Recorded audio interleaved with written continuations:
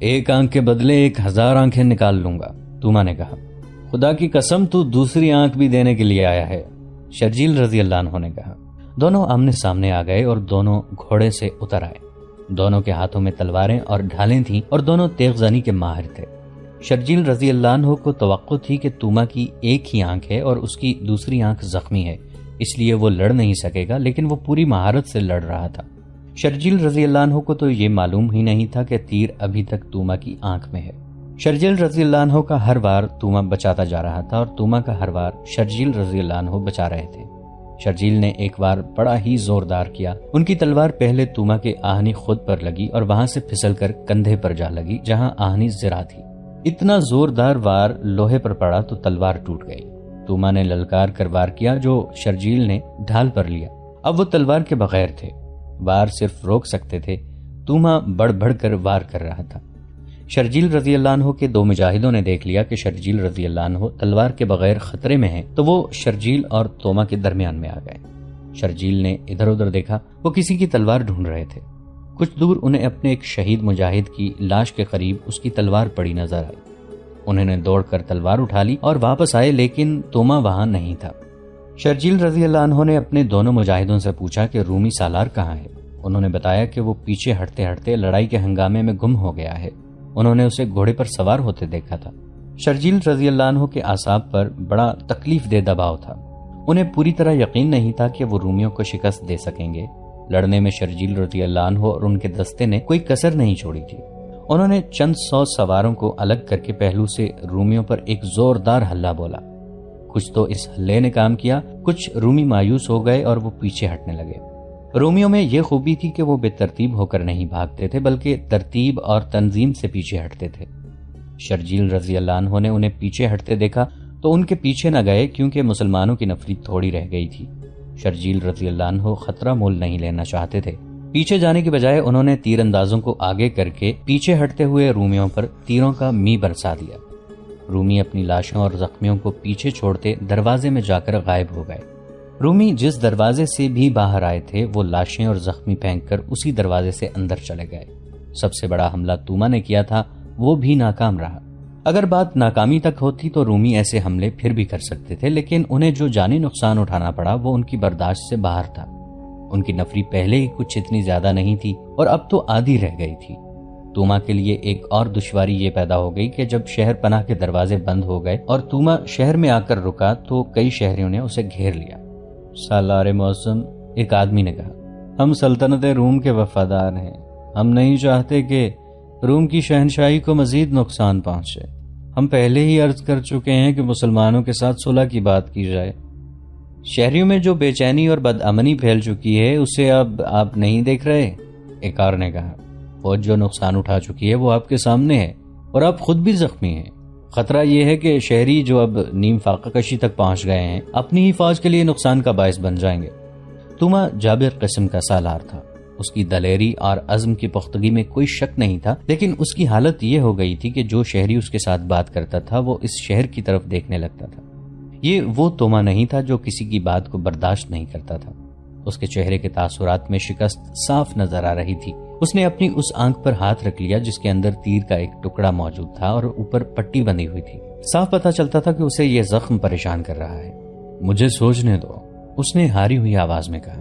میں صلح کر لوں گا لیکن کوئی ایسی شرط نہیں مانوں گا جو روم کی شہنشاہی کی تذلیل کا باعث بنے۔ دراصل توما ذہنی طور پر شکست تسلیم کر چکا تھا۔ اس کے سامنے اب یہی ایک مسئلہ رہ گیا تھا کہ کوئی ایسی صورت پیدا ہو کہ مسلمانوں کے ساتھ باعزت سمجھوتا ہو جائے۔ مورخوں کے بیانات کے مطابق اسے کسی نے بتایا کہ مسلمانوں کے نائب سالار ابو عبیدہ رضی اللہ عنہ نرم مزاج اور صلح جو انسان ہیں، اگر ان تک رسائی ہو جائے تو باعزت سمجھوتا ہو جائے گا۔ خالد رضی اللہ عنہ کے متعلق وہ جانتا تھا کہ وہ مکمل شکست اور ہتھیار ڈالنے سے کم بات نہیں کرتے۔ توما نے اپنے مشیروں کو بلایا۔ باہر مسلمانوں کی کیفیت یہ تھی کہ ان کے حوصلے بڑھ گئے تھے اور وہ للکار رہے تھے کہ رومیوں شہر ہمارے حوالے کر دو، لیکن شہر میں داخل ہونے کا کوئی ذریعہ نظر نہیں آتا تھا۔ خالد رضی اللہ عنہ نے فیصلہ کر لیا کہ مجاہدین کو 1-2 دن آرام کے لیے دے کر شہر کے دروازے توڑنے کی یا دیوار میں سرنگ لگانے کی کوشش کریں گے۔ صبح طلوع ہوئی تو اللہ نے ایک غیر مسلم کو خالد رضی اللہ عنہ کے سامنے کھڑا کر دیا۔ یہ ایک یونانی تھا جس کا نام یونس ابن مرقس تھا۔ وہ رات کے وقت جب رومی اندر بیٹھے اپنے زخم چاٹ رہے تھے، شہر کی دیوار سے ایک رسے کے ذریعے اترا تھا۔ اس نے کہا کہ وہ ایک لڑکی کو حاصل کرنے کے لیے اپنی جان کا خطرہ مول لے کر آیا ہے۔ یہ لڑکی بھی یونانی تھی اور یہ 18 ستمبر 634 عیسوی بمطابق 19 رجب 13 ہجری کا واقعہ ہے۔ 18 ستمبر کی رات خالد رضی اللہ عنہ کو بتایا گیا کہ قلعے کے اندر سے ایک آدمی آیا ہے جو اپنا نام یونس ابن مرقس بتاتا ہے۔ وہ قلعے سے نہیں آیا۔ خالد رضی اللہ عنہ نے کہا، اگر قلعے کے اندر سے ہی آیا ہے تو صاف نیت سے نہیں آیا، اگر باہر سے آیا ہے تو بھی اس کی نیت ٹھیک نہیں ہو سکتی۔ وہ رومیوں کا جاسوس ہوگا، اسے میرے پاس بھیج دو۔ وہ ایک جوان سال آدمی تھا، خوبرو اور پھرتیلا تھا۔ خالد رضی اللہ عنہ کے 2 محافظوں نے اس کی تلاشی لی۔ اس نے کمر بند میں ایک خنجر اڑسا ہوا تھا جو اس نے چھپا کر نہیں رکھا تھا۔ یہ اس سے لے کر اسے خالد رضی اللہ عنہ کے خیمے میں بھیج دیا گیا۔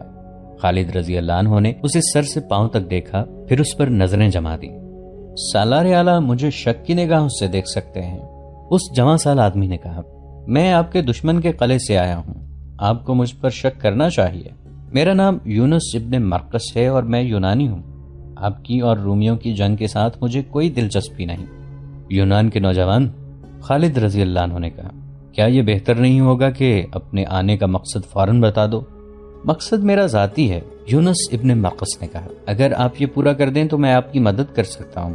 تو میری کیا مدد کرے گا؟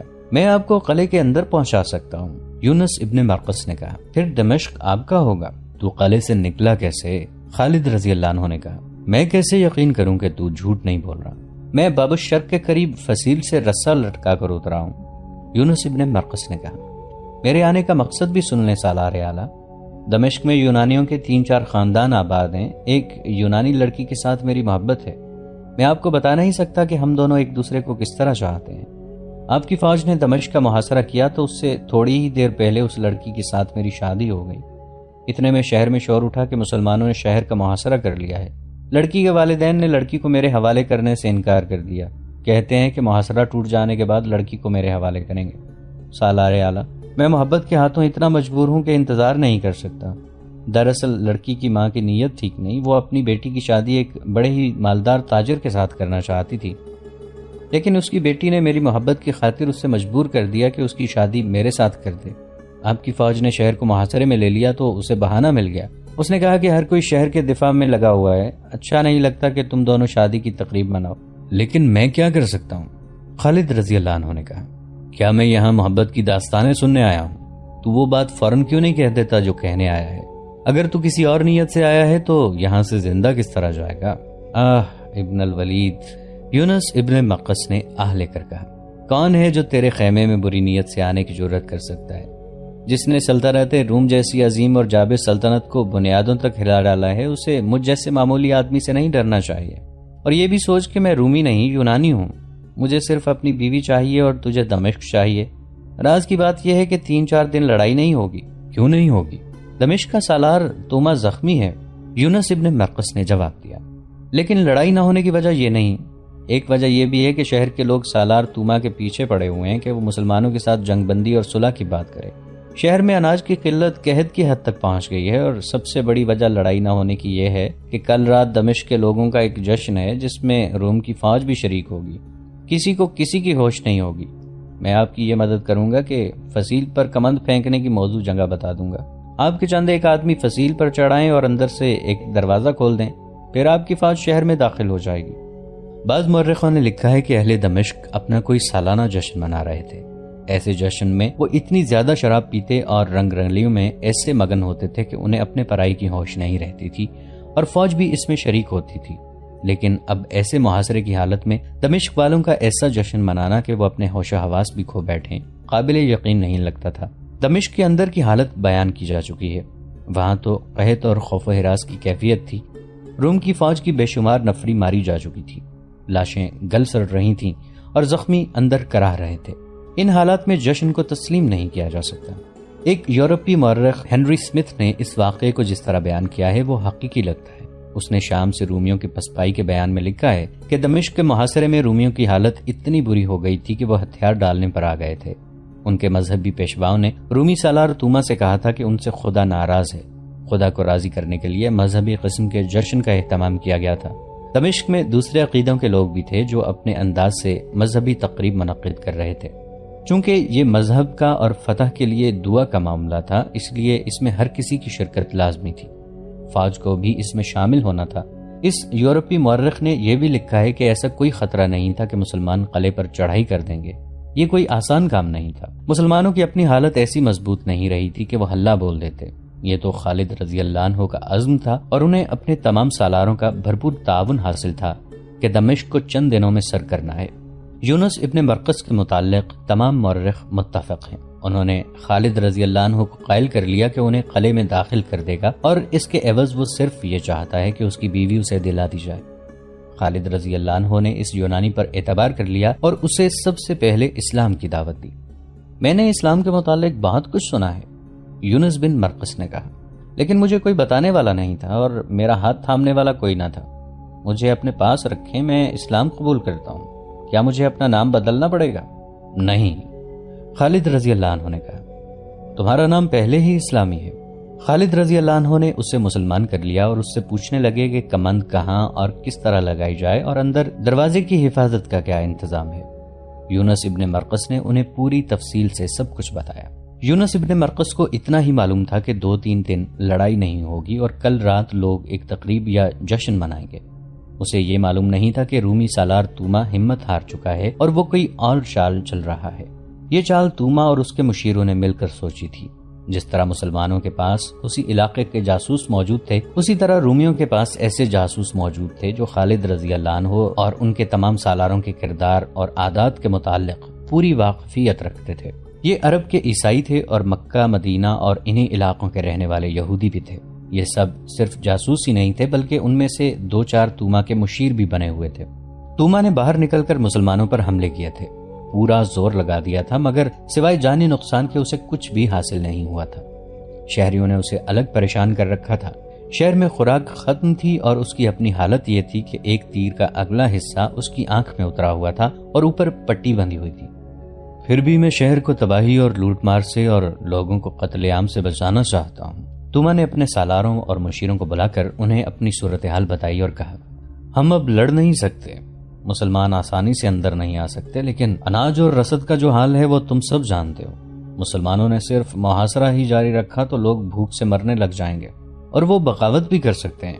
ایک مشیر نے کہا، بغاوت کریں یا نہ کریں؟ توما نے کہا، یہ میرا فرض ہے کہ انہیں ہر تکلیف سے بچائے رکھوں۔ مجھے تمہارے مشوروں کی ضرورت ہے۔ کیا کوئی ایسی صورت ہو سکتی ہے کہ ہم شہر خالی کرنا چاہیں تو مسلمان ہمیں اجازت دے دیں اور ہمیں کوئی نقصان نہ اٹھانا پڑے؟ خالد بن ولید بڑا جابر سالار ہے، ایک یہودی مشیر نے کہا، وہ ہمیں پرامن طریقے سے نہیں نکلنے دے گا۔ اس کی فوج کا جو نقصان ہو چکا ہے وہ کبھی نہیں بخشے گا، ہمیں کہے گا کہ اسلام قبول کرو۔ یہ میں کبھی نہیں کروں گا، توما نے کہا۔ اگر آپ نہیں کریں گے تو آپ سے اتنا تاوان مانگے گا جو آپ اپنے خزانے کے علاوہ لوگوں کے گھروں سے اکٹھا کریں تو بھی مشکل سے پورا ہوگا، یہودی مشیر نے کہا۔ توما گہری سوچ میں پڑ گیا۔ ان میں کوئی ایسا سالار ہے جو نرم مزاج ہو؟ اس نے پوچھا۔